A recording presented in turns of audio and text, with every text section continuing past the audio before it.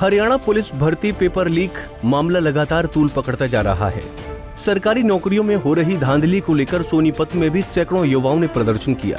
सभी छात्रों का कहना था कि सरकार जब भी भर्ती निकालती है पेपर लीक हो जाते हैं। सैकड़ों युवा सरकारी नौकरियों के बार बार पेपर लीक होने से परेशान हो रहे हैं। तो वहीं शिक्षकों ने भी सरकार से मांग करते हुए कहा कि पेपर लीक होने पर लगाम लगाई जाए। बार बार पेपर लीक होने से लाखों बच्चों का भविष्य खराब होता है। पैसे की फीस लगाकर पढ़ते हैं और इनका हक दो तरह के व्यक्ति, एक जो पेपर लेते हैं और एक जो पेपर आउट कराते हैं, वो इनके हक पर हाथ डालते हैं। पढ़ने वाले स्टूडेंट के लिए बिल्कुल एक तरह से गलत तरीका है।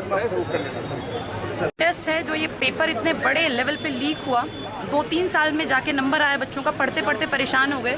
कितने दिनों से जूझ रहे थे इस बेरोजगारी से। अब जब ये हालत है कि बच्चे कई 100 किलोमीटर कवर करके अपना डिस्टेंस, गरीब परिवारों के बच्चे हैं जिनके माँ बाप या तो मजदूरी करते हैं या किसान हैं, कहीं जाके एक रात पहले रुकना पड़ता है क्योंकि सुबह पेपर जल्दी होता है। इनका रहने का खर्चा, आवाजाही सब बर्बाद। और उससे बड़ी बात, इनके जीवन के 2 साल खा गई सरकार क्यों नहीं कुछ ऐसे कदम उठाती कि ये बेटियां, वैसे तो सरकार दावे करती है कि बेटी बचाओ बेटी पढ़ाओ, क्या फायदा ऐसी पढ़ाई का जब ये पैरों पे खड़ी नहीं हो सकती। जहां लड़के दुखी हैं वहां लड़कियां भी परेशान हैं। लड़कों का पेपर 8.5 लाख लोग अपने घरों से इधर से उधर गए। ये कोई मजाक नहीं है सर।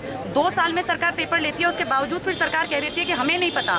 आप सब जानते हैं जितने बड़े लेवल पे ये पेपर लीक होते हैं सबको पता है, लेकिन जानबूझ के कुछ दिन बाद ये खबरें उछलेंगी और उसके बाद ये पता नहीं कहाँ गुमनाम हो जाएंगी, किसी को पता ही नहीं चलेगा।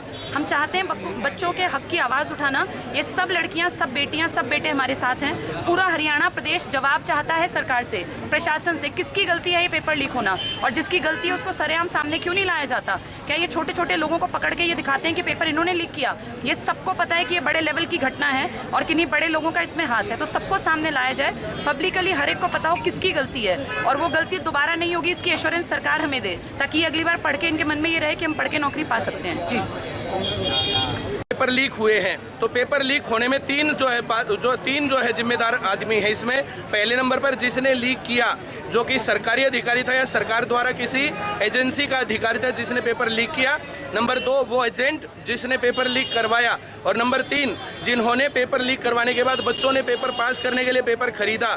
मैं चाहता हूं कि तीनों के तीनों लोगों को यहाँ पर सामने दिखाया जाए कि ये भ्रष्ट आदमी है, ये समाज के, देश के गद्दार आदमी है। इन लोगों को जो है ध्यान रखना चाहिए, इनसे बच के रहना चाहिए। जिन लोगों ने पैसे दिए पेपर में पास होने के लिए, जो एजेंट था पेपर जो है लीक करवा के उनको दिया, और जिसने लीक किया, अगर ये तीनों के तीनों अधिकारियों के ऊपर सख्त कार्रवाई की जाएगी, राजद्रोह का मुकदमा दर्ज होगा, देशद्रोह का मुकदमा दर्ज होगा, तब जो है इस प्रकार के जो है ये घटनाएं रुकेंगी, वरना रुकेंगी नहीं। ये घटनाएं होती हैं, पेपर लीक होते हैं, थोड़े दिनों बाद जमानत पर जो है छूट करके घूमते हुए नजर आते हैं। जो पैसे कमा रखे उसमें से कुछ हिस्सा दे करके और फिर मामले को दबा दिया जाता है। मैं चाहता हूं कि जो फरवरी में मामला हुआ था, फरवरी के बाद अगस्त 6 महीने बीत गए हैं, तो 6 महीने में क्या क्या कार्रवाई हुई है बात बताया जाए। स्टेट का पेपर था, स्टेट का पेपर कई बार लीक हुआ है। सोनीपत में ही जो उसका जो है तार जुड़े हुए मिले थे, उन लोगों को क्या हुआ, कितने लोगों को सजा मिली, क्या हुआ क्या नहीं हुआ, इस प्रकार के सारे मामले जो है पेपर लीक होते रहते हैं, दबा दिए जाते हैं। अब की बार हम इस मामले की तह तक जाना चाहते हैं, चाहे हमें ये जो है जितनी बार भी आना पड़ेगा, जितनी बार भी प्रार्थना पत्र देने पड़ेंगे, ज्ञापन देने पड़ेंगे, धरना देना पड़ेगा, जुलूस करना पड़ेगा, या जो भी होगा हम करेंगे। पेपर लीक होने से शिक्षकों का गुस्सा 7वें आसमान पर है और इन सभी का गुस्सा होना लाजमी भी है। इन सभी की माने तो जब भी पेपर होता है तो पेपर लीक हो जाता है। सरकार इस सिस्टम को सुधारे।